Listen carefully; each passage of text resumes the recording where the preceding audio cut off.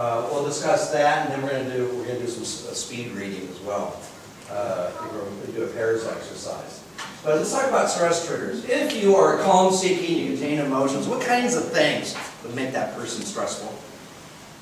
If you're over here, contains emotions, what kinds of things irritate you, that get you stressed out from others or from your environment? What might it be? Yeah.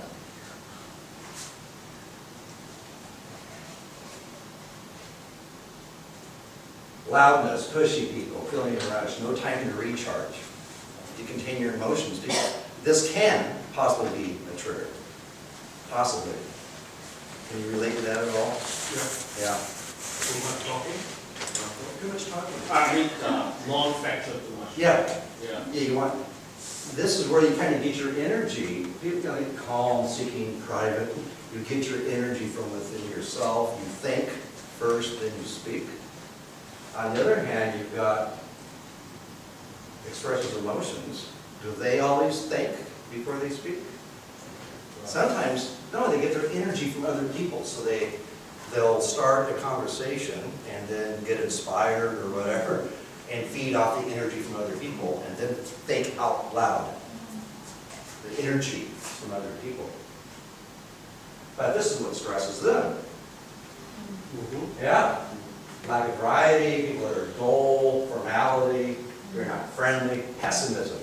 People express their emotions, and then you got people that are pessimists. That can really create stress. What about regard for others? This is not judgmental, understanding of others. You have empathy.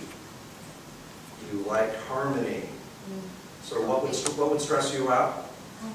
Yeah, conflict. Conflict, disharmony. Not being liked, because you're right for people pleasing, that's an overextension. You don't like me, you want to be liked.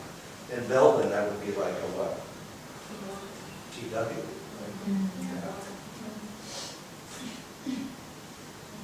Yeah. Independent of others. You're skeptical of others at times, you're autonomous. What would stress you out, maybe? What's a trigger?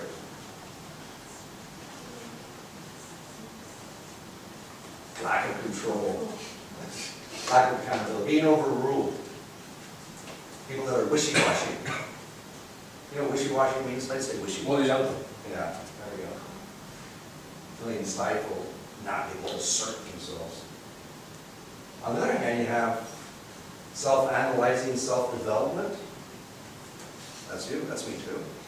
What stifles you? What stresses you out in a work environment or people? Lack of development opportunities. No opportunities at all. No encouragement. Lack of connection. Right? Does that happen to you? If you're not in a company that allows you to grow, then you feel, yeah, exactly. It gets you stressed, doesn't it? You start looking for another job. Grounded. Grounded means, remember, achievement-based, right? It means realistic. Routine, you like routine. This would be similar to implement and development. And so what stresses you out? You said it.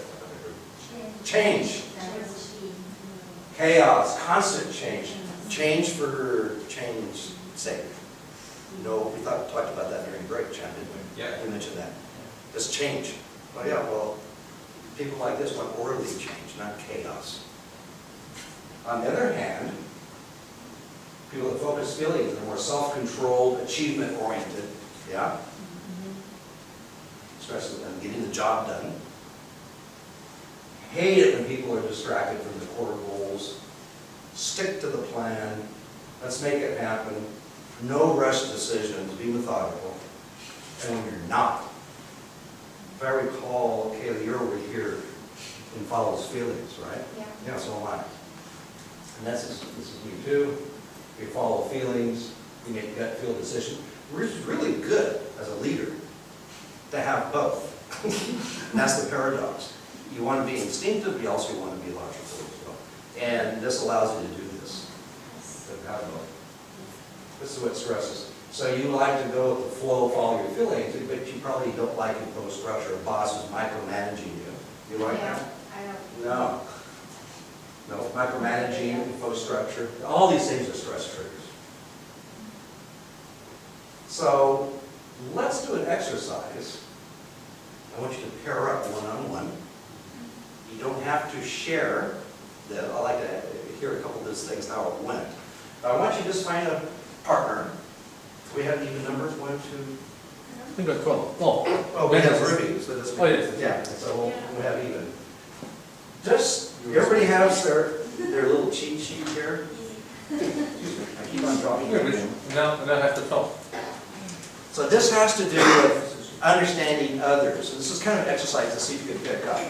So this is a reminder of what these emotional qualities are in small definitions. You can write on it. Share, and this is just pick one or pick any one you want. Any kind of difficult interaction you had at work or outside of work. It may have been, you didn't feel listened to, you felt like someone took advantage of you. Maybe you met with an emotional individual at work. You encountered someone who was hostile or mean, or you felt intimidated, or you felt frustrated, or you felt insulted, you were rejected. So can you think of a scenario, if not at work, then a previous company, or maybe socially, where this happened? One of this is enough. Just Not one. all of them. No, just one. Or if not one of these, think of another one. It's just a difficult, and this is just to inspire you with ideas. Think of just kind of a difficult thing, a difficult that you had with one person. And share it. Share that story with a partner and take turns. But as the person is telling you their story, you have your cheat sheet. Just look, which qualities or reactors did you observe and how they handled that interaction? This is just to kind of get you used, can you identify these emotional qualities? This is called being aware of others. And this is more difficult. Is there an underlying quality or reactor that you think was maybe being threatened for the person you're talking to, or even your peers, or the peer means your partners, that other person, where was that person coming from? So who's causing the stress? Is it from internally, or is it from someone else that's causing the stress to that person? Or both. Yeah. And it's probably both, because remember, it's how we react to difficult situation that creates the stress. It's not the situation itself, which is the takeaway. Does this make sense? 明白吗？ So think of it as just a difficult. Lucy有疑问。 I had a fight with my boss, I had a fight with my colleague, or I had a disagreement because of whatever. Share just a little story, and if the other person, see if you can pick up on which qualities, you can write on that, just circle a couple of qualities, have that, it's like a short coaching session, but no solutions, just an observation, and to see what you pick up, and give that feedback to that other person, and then you take turns. Let's just kind of do. Lucy，你有什么疑问没？是说就是说说一个实例，然后对对对对方来分析，就是说那个实例的对方他是在哪一个这个表里的哪一个？对，不只是对方，而是他自己本人，自己本人，对，自己和对方。就是说我跟你打个比方说，如果是 manager 跟你 partner，manager 跟你讲他那个比较受到一些压力的事情，然后你从这个表里面你来分析 manager 他是属于怎么样的一些特征，他的那个针对压力的一些反应是哪些方面？ Let me give you an example. CJ, Yes. I used to work for another company. Yes. You know this. I know. I had a boss, and he would come into the office every morning very unhappy. He was very angry at everybody. He would be impassioned and hit his hand on the table. He wouldn't talk to other people. He would yell at other people, not me, but my staff. I felt really bad about that. I love that company. I joined directions. And then CJ, your job would be to look at these qualities and say, well, which ones did I just describe? And then maybe which ones, and you may ask questions. Stress. Yeah, what causes stress, but also how that person react to and why. you may get an idea. Just a little exercise to see how it goes. We would like you to choose someone outside your own company. Oh, yes, of